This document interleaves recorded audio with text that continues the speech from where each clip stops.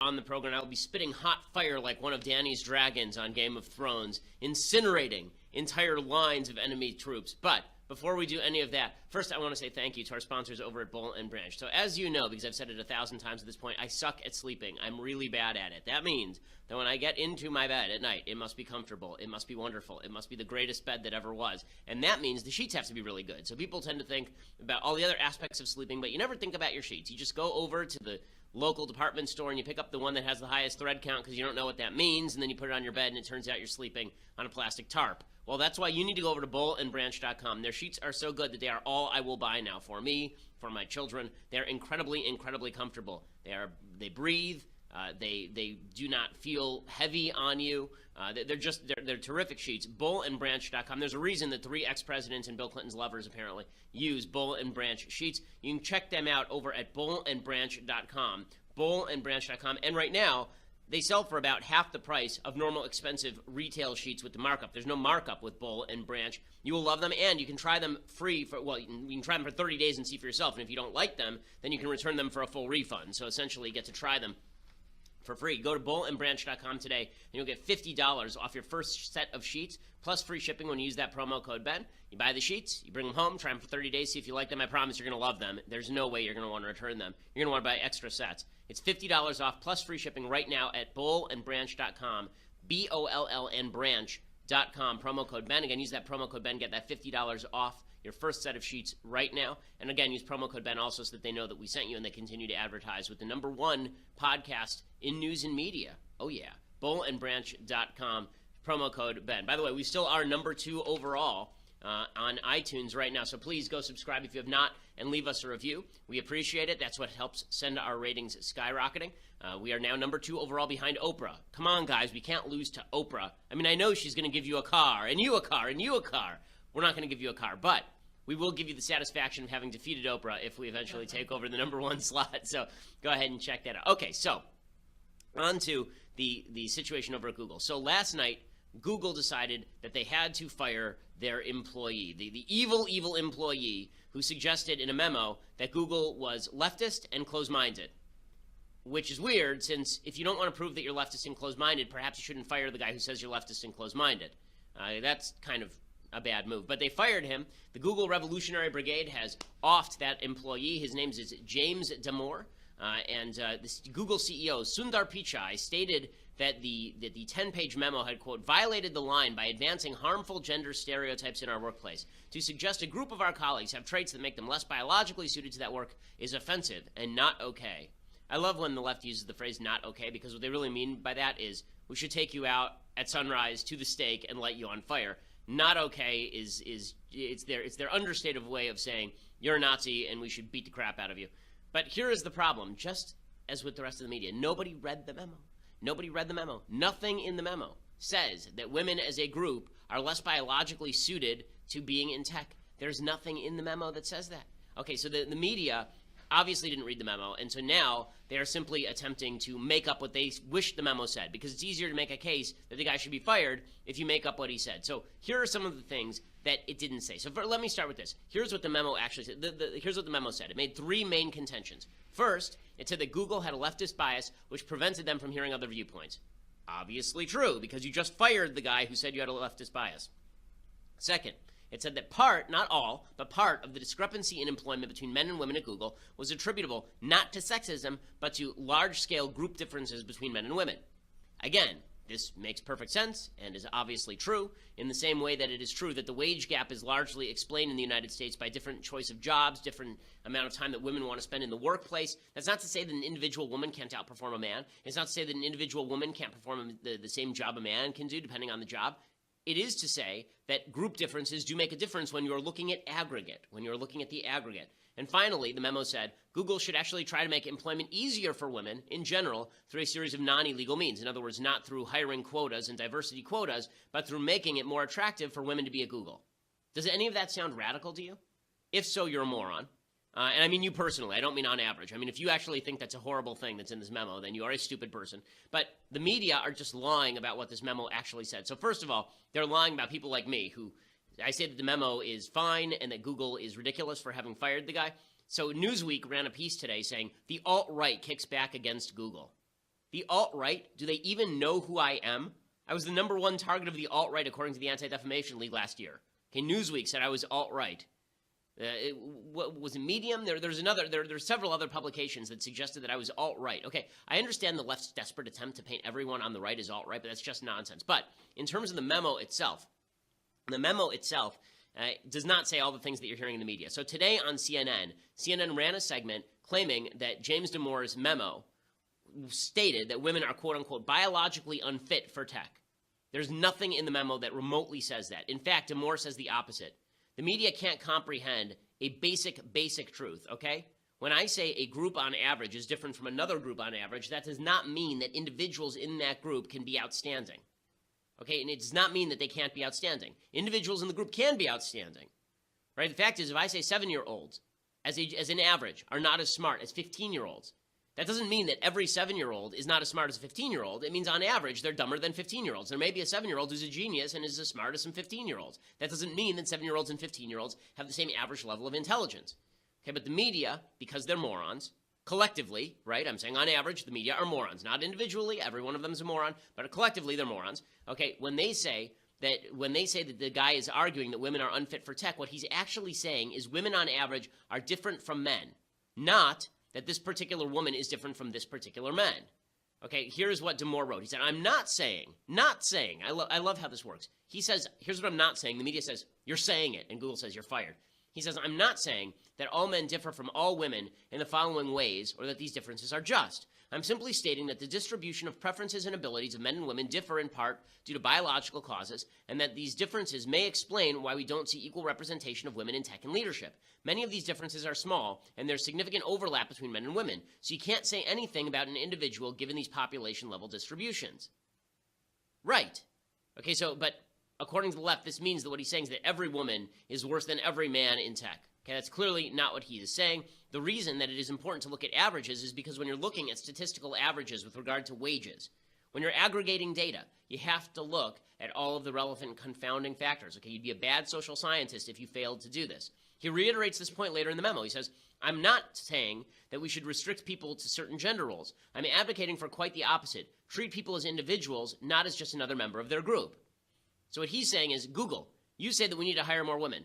And what I'm saying to you is, why don't we just hire more qualified people? Right? Why don't we just base it on their individual qualifications? Why does it have to be we need to hire more women? You cannot simultaneously, if you're Google, hold these two thoughts at the same time. It is deeply important that we hire lots of women because women make the workplace more diverse. And women are identical to men in all relevant respects. Okay, you can't hold those two things simultaneously. It doesn't work. Okay, that's what Damore is saying. And just to prove this, he even includes this particular chart in the memo itself. Okay, so here, this is the chart. Okay, it says populations have significant overlap, and then it shows a trait, and it shows two bell curves, right? A purple bell curve and a green bell curve. And it shows that the purple bell curve and the green bell curve, they share some space, but the purple bell curve is shifted a little bit to the left on whatever this x-axis is. Okay, and then he says, reducing people to their group identity and assuming the average is representative ignores this overlap. This is bad, and I don't endorse that. He's explicitly saying what they're saying that he's not saying, right? He's explicitly saying you can't judge individuals by group differences, but group differences do make a difference when you're analyzing the data, which, of course, is true. Right? This chart is basically showing what I told you yesterday, for those who missed it. What I said yesterday is that what this chart shows is that women, on average, probably score very similarly to men with regard to tech, but when it comes to the outliers, when it comes to the of the spectrum, there's a thicker end for men, meaning that there are more men who are in the upper echelon than women who are in the upper echelon, even if the averages are very similar. Okay, so that's the first thing the media is telling you about this memo that is not true, that he is saying that all women are unqualified for tech. Absolute crap. Doesn't say that anywhere in the memo, and all that's happening here is that the media they've come up with a preconceived notion, which is that this guy is a sexist, and now they're going to work to turn him into a sexist. Okay, second thing they say that this guy said, Damore said in the Google memo that he didn't say. Diversity is bad. Okay, Damore says, this is literally the first words of the memo, I value diversity and inclusion. In fact, he offers an entire section of his memo devoted to, quote, non-discriminatory ways to reduce the gender gap. He suggests that Google make software engineering more people-oriented with pair programming and more collaboration because women enjoy emotional connection more than men. Allow those exhibiting cooperative behavior to thrive. Make tech and leadership less stressful. And allowing and truly endorsing as part of our culture part-time work. right? All of this would definitely make Google a more attractive place for women to work. Okay, one of the things about women in the workplace is that women tend to want to work part-time more than men because when they have kids, they want to spend more time at home with the kids. Okay, this is true of my wife. It's true of women on average. Okay, Damore says he believes that arbitrary social engineering of tech just to make it appealing to equal portions of both men and women would be foolish.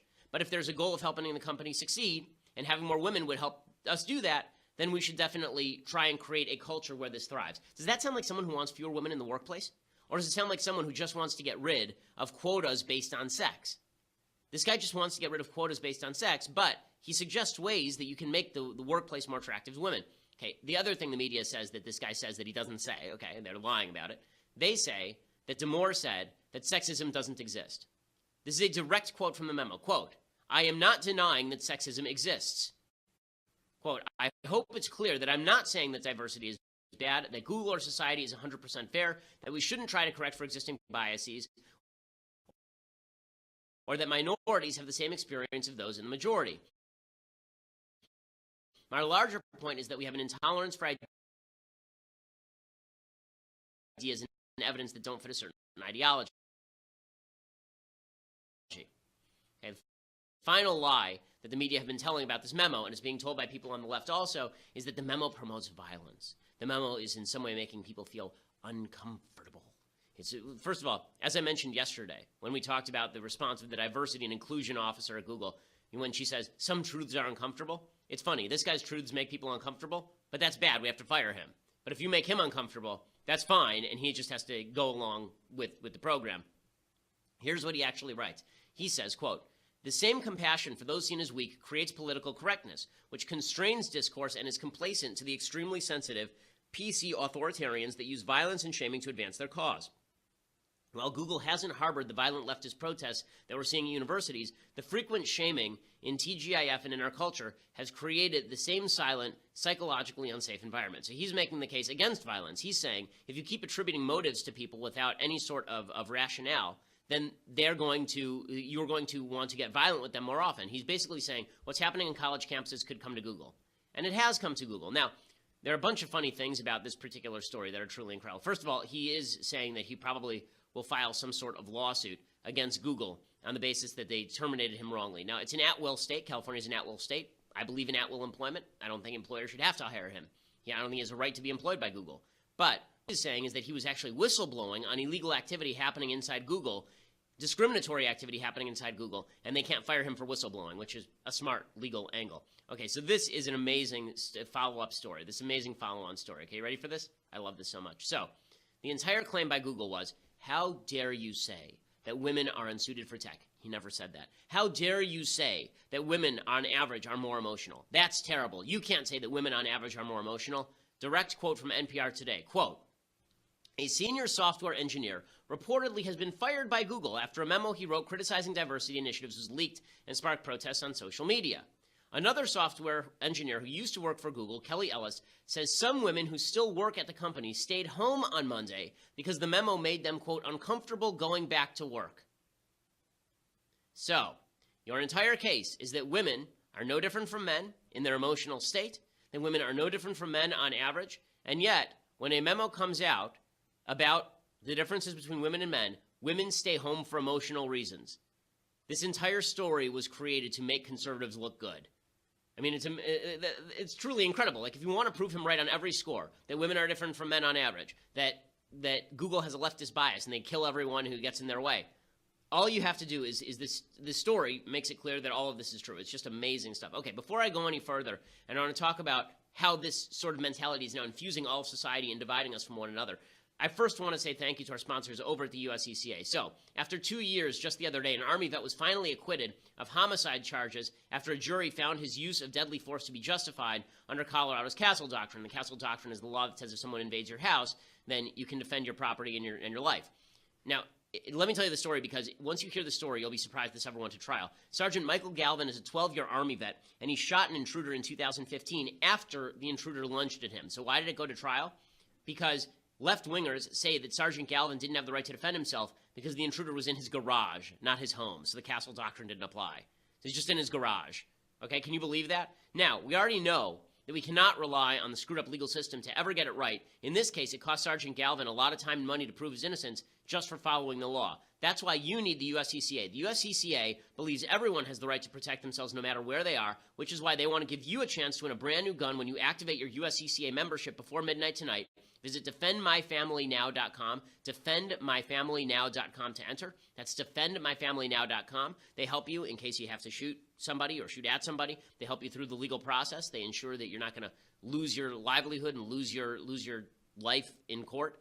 That's what defendmyfamilynow.com is for. Plus, you have that chance to win a brand new gun when you activate that USCCA membership. Again, defendmyfamilynow.com. You owe it to yourself and your family to go over to USCCA and check it out. Defendmyfamilynow.com. Okay, so this is not the only story about corporate attempts to crack down on the right. Unfortunately, this is becoming more and more common. We saw just a couple of days ago, we talked about the story with Lena Dunham trying to out a couple of American Airlines employees who were supposedly talking about how the push for transgender children is really despicable. The push to push children into transgenderism is gross, and they wouldn't involve themselves in it.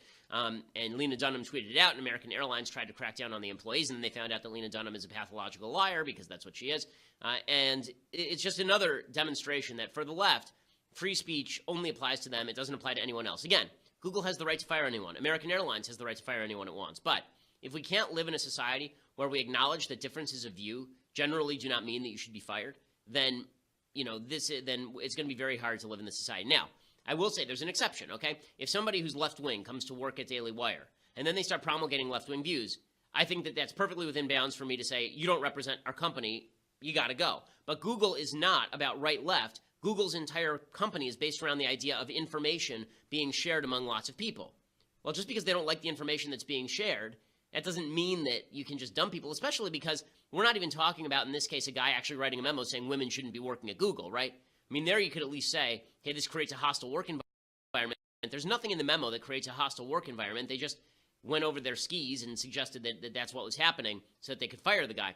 But there is this tendency now to infuse every aspect of American life with politics. So another aspect of this, there's this new push for Colin Kaepernick in the NFL. So as we talked about, Colin Kaepernick was a very crappy quarterback the last couple of years. He was the worst-rated quarterback in the NFL last year. He was demoted so that he was playing behind some other garbage quarterback for the San Francisco 49ers, and finally he was let go. And the popular media line has been that Colin Kaepernick was let go because he knelt for the national anthem, not because he's a crappy garbage quarterback. So now the Dolphins, the Miami Dolphins, their quarterback, a guy named Ryan Tannenbaum, I believe, he's injured, and they had to pick up another quarterback. So they picked up Jay Cutler. Okay, Jay Cutler, I'm a Chicago Bears fan. Jay Cutler is the most disappointing quarterback in Chicago Bears history. He came in with this stellar reputation for having a gun of an arm, which he does, but he was not a good decision maker in the pocket, and so he threw lots of interceptions. That said, he was sort of a middling quarterback in terms of QBR, in terms of quarterback rating. He was not like on the very low end of the spectrum. He was not the best quarterback in the league,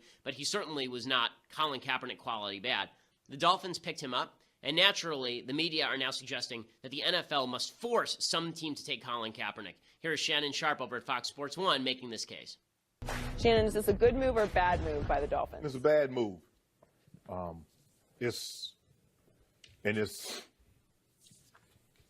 It's embarrassing, quite frankly, and I get the Dolphins. They were in a bind. Tannehill goes down with the knee injury, the severity. It seems to be as more news trickles out, there's a great chance that he's probably going to be done for the entire season. So I get it. So I'm just trying to figure: did Jay Cutler call all 32 teams and say, if somebody goes down, I'm willing to come out of retirement? Probably not. I wonder if Jay Cutler called the Miami Dolphins and says, I want to play. And then this narrative about Cap says, okay, well, he wants too much money. It's amazing how the Miami Dolphins found $10 million for a guy, a retired guy, not a guy that last threw a pass in January, a retired guy. Yep. No, we don't want you. But here's what's the most egregious part of it, Skip. They lumped Colin Kaepernick, a guy that last threw a pass in January of 2017, Okay, so a couple of things. Number one, it's Ryan Tannehill, not Ryan Tannenbaum. He's not a member of the Royal Tannenbaum family. But when he says, why are they going after Jay Cutler? Okay, Jay Cutler retired May 5th, 2017. He retired 5 minutes ago. So this idea that he's been retired for 5 years and they dragged him out of retirement, if they'd gone and hired Brett Favre, maybe there's a case there. But this idea that it must be discrimination against Kaepernick that's preventing him from getting a job, maybe what's preventing him from getting a job is two things. He creates a backlash among the fan base. And two, he's a really crappy quarterback. But Sharp is not the only person who's saying that politics ought to infuse the gridiron. Stephen A. Smith is saying the same thing, saying the NFL should actually cram down on teams. They should find some team to cram down Kaepernick on. I believe that there's going to be an uproar, an uprising to some degree, and I think that the NFL is going to feel compelled to make sure that this man has a job. Yes, you have the naysayers and the detractors, and you certainly understand that there are no African-American owners in the sport of the National Football League, that a vast majority of them are white, as opposed to Shad Khan, who's in Jacksonville, and he's Pakistan. I think I remember him being Pakistani rather. So when you take that into consideration, it looks daunting, but nevertheless, I do believe there's a whole bunch of people out there who are in support of Colin Kaepernick. And as this continues to transpire, where scrubs are being picked before him, you're going to see an uproar and potentially an uprising. That's not something that the NFL is going to want. That's not going to be good for business. And I think ultimately somebody's going to capitulate. Okay, so again, it's bad for business for the NFL to ban him. Okay, they did the same thing, I remember, with Michael Sam, who was a seventh-round draft pick by the NFL. Apparently, the heads of the NFL called up all of the various NFL teams, and they said, you need to pick Michael Sam. We need to get him on the field. We need to have him signed by a team because he was openly gay and came out right before the draft and was on the cover of Sports Illustrated, and so it was impossible that the NFL wouldn't engage in this. Again, it's hilarious to watch the left spin itself in circles over dictating to private businesses what they can and must do. Okay, so according to the left, it is a must to force a religious baker to cater a gay wedding. Must happen, okay? The government must force that. Also, the same people will say that Google must fire somebody who disagrees with them. So you understand? Religious people must cater to people with whom they disagree, but Google must fire people with whom they disagree. If this all seems a little weird, if this all seems like it's just outcome-driven, that's because it is from the left. All it is about promulgating leftist values. It's not really about free speech or about the ability to express yourself in any way. Again, do I think that Colin Kaepernick should be hired regardless of his stance on the national anthem? I actually sort of do.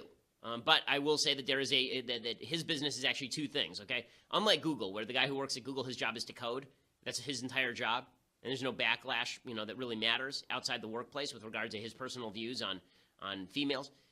Colin Kaepernick has two jobs. One is to throw a pass well, which he can't do, and the second is to actually draw a crowd, which he has succeeded in alienating. Okay, so before I go any further, I want to get to Trump material next and what's going on with the Trump administration. I think there's a lesson that Donald Trump should be learning from this week that's a really good lesson. Before we get to any of that, first, I want to say thank you to our brand new sponsors over at Dollar Shave Club. Dollar Shave Club is the best choice. It's the smarter choice. You get a great shave at a great price, conveniently delivered right to your door. You're never going to have to worry about going out to the store again and buying razors at a really overpriced sticker.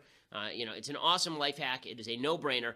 Instead of buying a cheap disposable razor or spending a fortune on really expensive razors, instead you use your DSC executive razor with their Dr. Carver's shave butter, and the blade just glides gently and it gives you a really smooth shave. So Orthodox Jews, we can't shave above the jawline with the straight edge, but I use it underneath my chin every single day, and it is just glorious. It is the best razor that I've ever used, and you can get it when you go to Dollar Shave Club. Also, they send you these new razors every month, so that means that you are going to never be shaving with a dull blade, which is how many times have you had the dull blade, you forgot to go to the store and pick up the razors, and now you're stuck taking basically a butter knife and shaving yourself with it. So there's no need for that with Dollar Shave Club. Right now, for a limited time, new members get their first month of the executive razor with a tube of their Dr. Carver shave butter for just $5 with free shipping. After that, razors just a few bucks a month. That is a $15 value for only $5. In your first month box, you get an awesome weighty handle, the full cassette of 4 cartridges, and a tube of their shave butter. After that first month, replacement cartridges ship automatically at their regular price. No hidden fees, no commitments. You can cancel anytime you want. By the way, they also have other great products. They have shampoo, they have body wash, all of which smells terrific and really does the job. Join the club today right now at dollarshaveclub.com/Ben. That is dollarshaveclub.com/Ben. Again, use that /Ben so that they know that we sent you. Also, you can get that special deal where you're getting the razor and the Dr. Carver shave butter for $5 with free shipping, and after that, just a few bucks a month for the razor refills. Again, dollarshaveclub.com/Ben, dollarshaveclub.com/Ben. Okay, so I want to move on to talk a little bit about, first of all, final note on all of this attempt by the left to infuse all of our businesses with politics. The more they do this, the more society is going to become polarized. Right now, even last year, we all watched the NFL together. It's something we could talk about at the water cooler. It is important that in America we have things that are water cooler talk. It is very important that we in the United States have stuff that we can talk about with each other, even if we disagree about politics. And if we don't do that, it actually destroys the public discourse. That's what happened with the NFL, with Colin Kaepernick. People couldn't talk with each other about the NFL without it devolving into a conversation about police brutality and race for no apparent reason. Right? And it was very polarized along racial lines. Now you're seeing the same with Google. You're going to see conservatives who say, okay, I'm no longer going to use Google Chrome. Instead, I'm going to be downloading Safari, and I'm going to use, or some other browser, and I'm going to use that. Right? We're going to be using different sources of information because Google is felt to have a bias, which they clearly do. There's going to be companies that are started to fight that bias. Right? This already exists on the right with a bunch of other web companies. I mean, this is why the entire conservative web media exists. This is why Daily Wire exists. If the left didn't suck so much at their media job, then we here at the Daily Wire wouldn't exist, right? We have to exist to counterbalance the force of the left-wing media. That's a good thing. It would be a better thing if everybody were just honest in their reporting instead of lying about everything.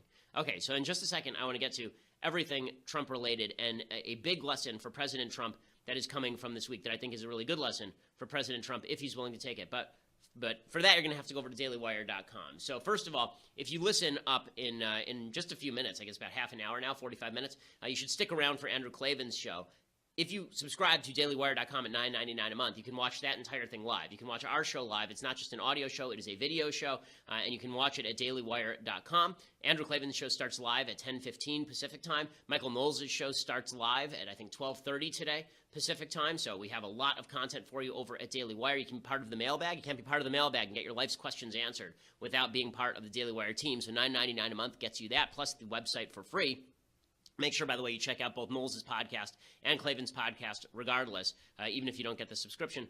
Or for $99, you can get this greatest of tumblers, right? You get the annual subscription, all of the things I just mentioned, plus the leftist tiers, hot or cold, Daily Wire tumbler, glory be. I mean, it is just fantastic. In fact, I just got this letter I want to read you about this legendary tumbler because it's hilarious and it just came in literally 32 minutes ago. Quote, "The stories I have heard about this fine piece of art, forged in Valhalla by the hammer of Thor, the one tumbler to rule them all, are enough to desire to have one of my own. I will place it over my fireplace, praise it, show my children and grandchildren as a symbol of an everlasting fight between good and evil, and eventually, when my eyes close for the last time, I'll have my ashes poured into this greatest of all containers to be one with it for all eternity."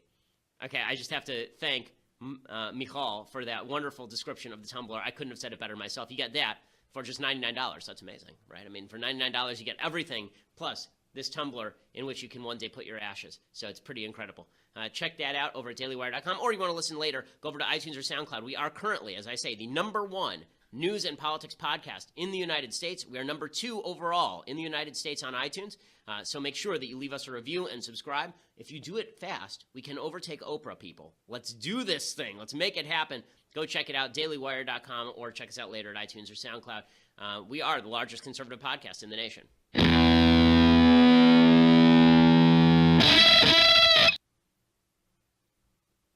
Alrighty, so here is, I keep saying that there's a lesson for President Trump. Here's the lesson for President Trump that's happened from this week. He's on vacation this week, and guess what?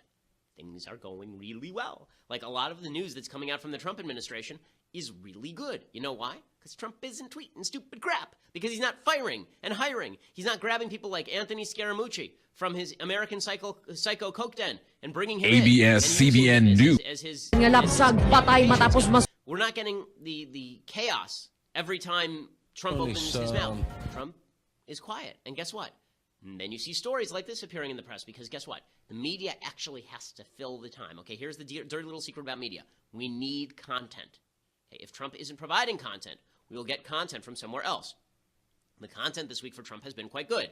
Yesterday, the day before, Monday, there was a 15-0 UN resolution that was passed to create new sanctions on North Korea, including China and Russia voting for it. That's a major accomplishment by the Trump administration. Today, the Daily Mail is reporting, and so is the Washington Post, quote, the war against ISIS has taken dramatic strides since Donald Trump became president, with the U.S. and its allies reclaiming swaths of Iraq and Syria. In fact, of all the land reclaimed by the U.S.-led coalition since 2014, nearly one-third has been taken since Trump took office. That's thanks to Trump's decision to delegate decisions and engage in a campaign of annihilation. Brett McGurk, the State Department senior envoy to the anti-Islamic State coalition, told the Washington Post. Since its peak in early 2015, ISIS has lost 78% of its occupied territories in Iraq and 58% in Syria. In total, that is 27,000 square miles of territory, 8,000 of which has been taken since February of this year. So, what should this teach President Trump? It should teach him a few things. One, when you delegate to good people and leave them alone and don't mess around with it, good things happen. And this has been true at the EPA, where we're cutting regulations. This has been true with regard to hiring and firing, where Trump has cut 11,000 jobs. Delegate to the right people and shut up. Okay, he's on vacation right now. He's disappeared. The media doesn't have anything to feed off of. This is why this great lie that Trump's tweets make his presidency stronger. No, Trump's tweets make his presidency eminently weaker. If he were just to go quiet and to starve the media of material, then all that would happen is that the media would be forced to actually cover the news. They'd actually be forced to cover the news. And they'd look more and more desperate, right? Because the left is desperate at this point. Listen to how desperate they sound, okay? MSNBC had on a guest named Dean Obadiah. He's actually usually at CNN, and he's a Muslim comic, which is, in his case, oxymoronic. He is not a funny man. But he says that Trump, it's just like a swastika. It's a Trump swastika. The word Trump is like a swastika. I spoke to the executive director of this mosque earlier today, and he was saying that the relations that they enjoy with the community are generally strong. Sure. Muslims have been in America for a long time. There's in some of these areas, there's slightly newer communities. Mm-hmm. Some of them are first generation, and he feels that the community's not hostile toward them. And that's a great thing. And you saw that. I saw immediately that within hours of the attack, the leaders of different faith communities standing up and saying, we're with you. This mosque, according to local media reports, they did get some emails and hate mail before. Just a week ago, another Muslim cemetery in the Minneapolis suburbs was vandalized with swastikas, graffiti. Since January, we've had 5 mosques burned down in America by arson. That's according to the police. We've had swastikas written on mosques. We've had the word Trump painted on mosques in New Jersey, Iowa, and New York. For some, the word Trump is becoming a modern-day swastika. For some? Why? Why is that becoming a modern-day swastika? First of all, we don't have any evidence who did that. I mean, maybe his suggestion here seems to be that there are people who are alt-righters who use Trump as their stand-in, but, like, that's such an exaggeration. Trump is a modern-day swastika. Maxine Waters, the most corrupt person in Congress, she's saying we're going to impeach Trump by December. Okay, we'll let her go. So I believe it is possible to impeach him. How long is it going to take? I don't know, but I give it to about December. And I think soon. Okay. I give it to December. Okay, so that's not going to happen, but the left is so crazy that this is what they're promulgating. And you know what makes them sound crazy? When nothing's happening. It makes them sound totally over the moon when nothing is happening. It makes them sound bat poop, okay? When they're going crazy and Trump is just quiet, it makes them sound like loon bags, because they are loon bags. And here's the other thing. All the divisions on the right regarding Trump, they go away when Trump does good things and when the left is crazy, okay? These are the things that unify the right. If you want a unified right, what you want is Trump to do positive things, and you want the left to continue acting the way that they're acting at places like Google, shutting down debate, making people on the right, making moderates feel threatened, right? That helps the right. That unifies the right. Then you don't have to do the whole Trump as litmus test. Now, Laura Ingraham was hosting for Tucker Carlson last night, and listen to her dividing conservatives amongst themselves on the issue of Trump. Do you know what a liberal's idea of Armageddon is? No, it's not a nuclear North Korea, but a successful Trump presidency. Do you know what the never-Trump Republicans on Capitol Hill fear the most? No, it's not ISIS, and it's not a 5,000-point drop in the Dow, but a successful Trump presidency. Okay, so that last statement is the one that's really dumb, okay? This idea that never-Trump Republicans are looking for Trump to fail. That's what they fear is Trump's success. No, what they fear is losing their seats. And they fear losing their seats if Trump continues to do silly things. So, again, Mr. President, take a note from this week. You're having a really good week, okay? This week has been great for you thus far. I understand it's only Tuesday, but It's been a great week, okay? That's better than it's been in the past couple of weeks, okay? So you ended last week on a relatively high note. Now, the first couple of days have gone great. Why? Because you were quiet. Just be quiet, okay? And everyone will unify around the good policies your administration pushes and around the idiocy of the left. You can create another victorious coalition around those two things. You're going to break the coalition if you decide that you have to meddle, create chaos, jabber, be the center of attention. All those things need to stop. If you stop that, every day can be like today. Every day can be me just doing good Trump all day. That's what I would like to do. I would like to do that about any president, okay? Forget whether it's Obama or Trump. I wish they all did things that I want them to do. Right now, the Trump administration is doing things this week that I want them to do. And it is not being degraded by you tweeting about how Attorney General Jeff Sessions is a jerk, right? So why don't we just stick with that lesson? That's a positive lesson. Okay, time for some things I like, things I hate, and then we'll deconstruct the culture a little bit. So things I like, we're doing sort of Cold War classics in honor of Venezuela. Now I guess in honor of Google, since the gulags are back. But the book is Witness. It's by Whittaker Chambers. This is sort of the classic of Cold War espionage thrillers. It's not fiction, right? It is a nonfiction book about this guy named Whittaker Chambers who testified against the Alger Hiss. Alger Hiss was a top State Department official in the FDR and Truman administrations, and it turned out that he was actually a Soviet spy. And Whittaker Chambers knew about it and was slandered by the press and called a liar, and his life was threatened by the Communist Party. And it's all about what the Communist Party actually was doing in the United States and how the left essentially lent them cover. The book is Witness. It's a long book. It's about 500 pages, but it is a very quick read. It is very well written. Whittaker Chambers is a terrific writer. Witness, you can check that out over at Amazon.com. Okay, other things that I like. So I have to say that I love this so much. So Royal Dutch Airlines, as I said before, I don't see the need for corporations to politicize themselves, but they all seem to feel the need to make everything political now, which irritates me because I just want to fly my airline. I don't want to hear about gay propaganda or transgender propaganda. I just want to fly my airline. So this is what Royal Dutch Airlines tweeted out yesterday. Okay, for those who can't see, it is a picture of 3 separate sets of belt buckles. One is to actual buckles. One is to inserts into the buckle. And one is the insert and the buckle, right? And all of the belts themselves are painted rainbow colors. And then it says, it doesn't matter who you click with. Happy #Pride Amsterdam, and then gay pride flag. There is a problem with this particular tweet that I love very, very much. Okay, if you were to be in air turbulence, 2 of these 3 buckles do not work. Okay, if you're sitting there trying to insert the buckle into the buckle, you will die while the plane becomes turbulent at 30,000 feet.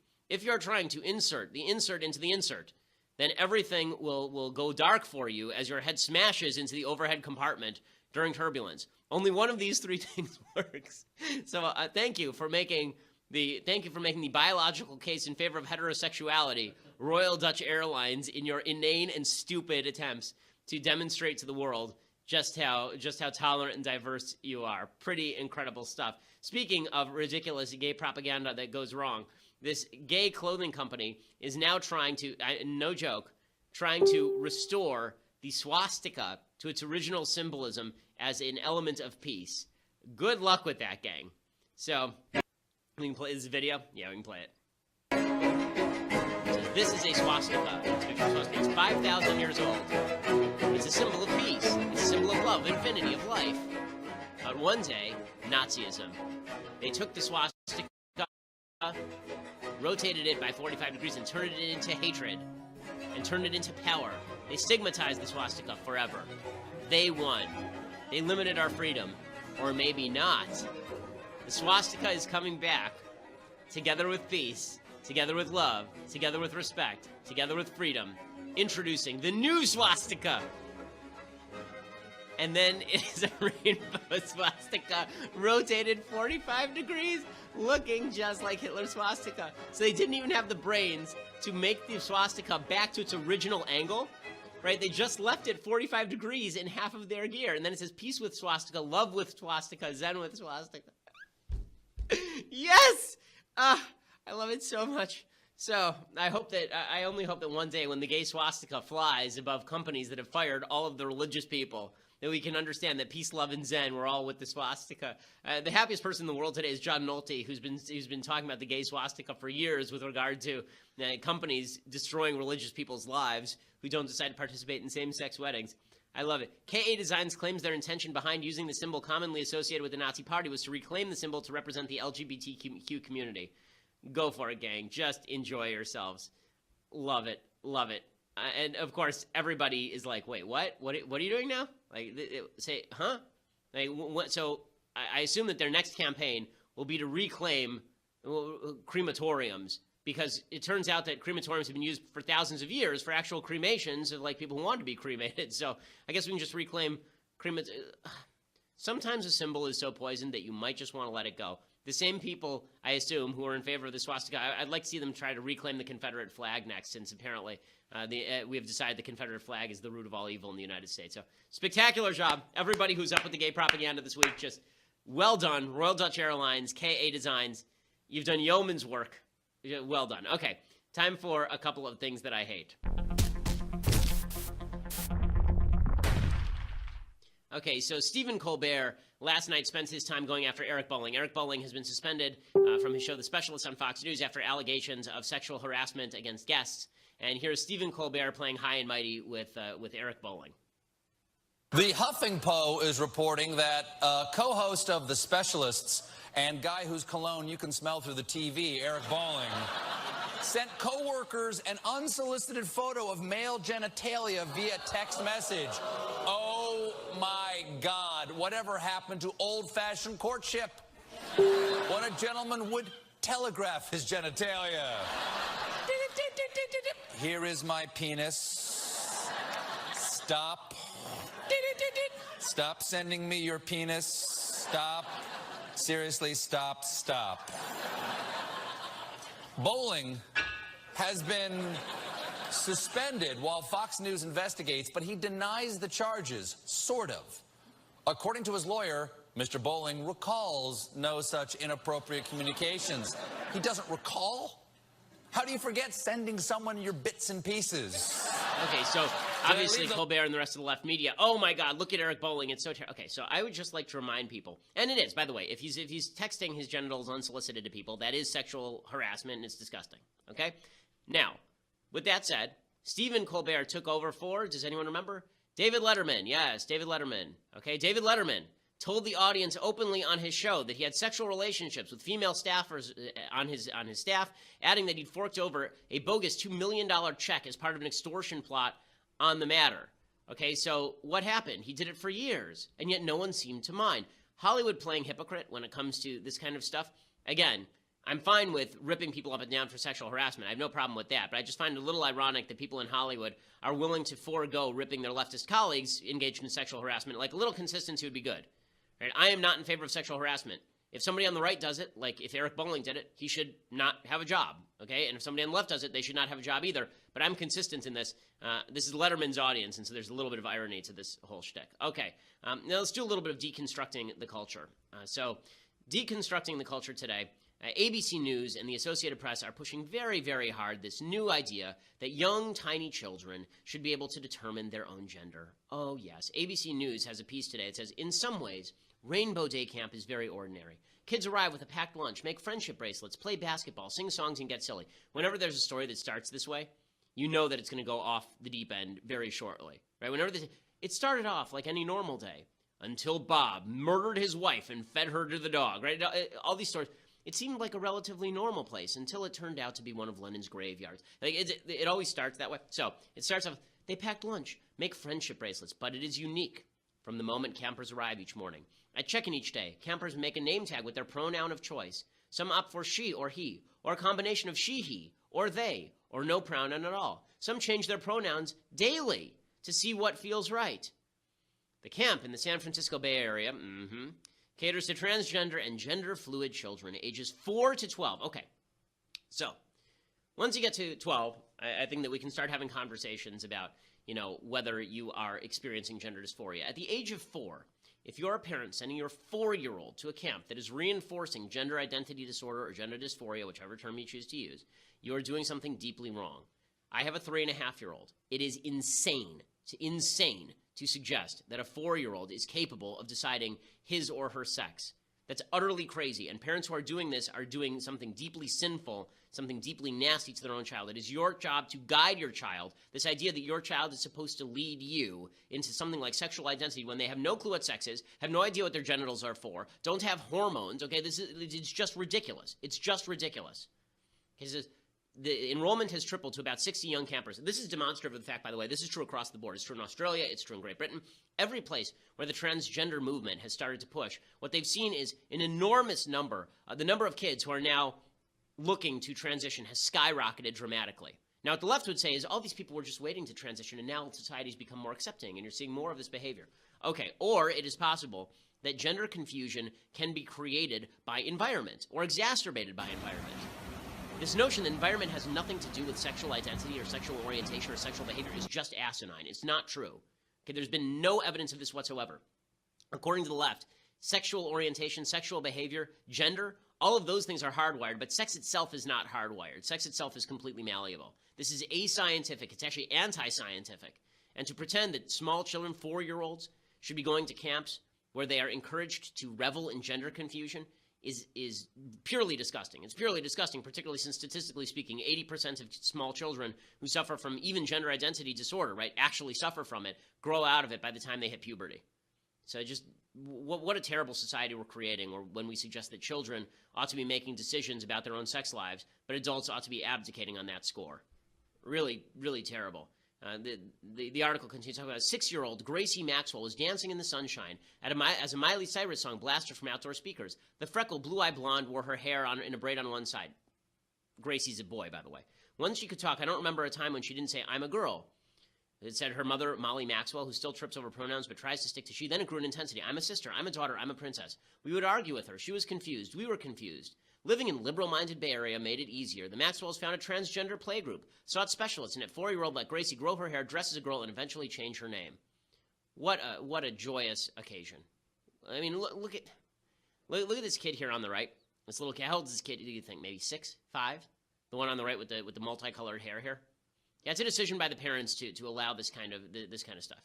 It's a decision by the parents to revel in this kind of stuff and make themselves feel better as parents of this kind of stuff. Listen, I wouldn't want to be a parent who has a kid who has to deal with gender dysphoria or gender identity disorder. But for me to abdicate the decision to the 4-year-old is just, it's non-adult, okay? It's anti-adult, and it's anti-civilization. Okay, so this, unfortunately, is going to continue because the left is fully ensconced in its own navel-gazing with regard to the new civil rights movement it's created for itself. It's not a civil rights movement at all. It's a way of destroying childhood innocence. Okay, so we'll be back here tomorrow to talk about more fallout, I'm sure, from Google and the latest in the news. I'm Ben Shapiro. This is The Ben Shapiro Show.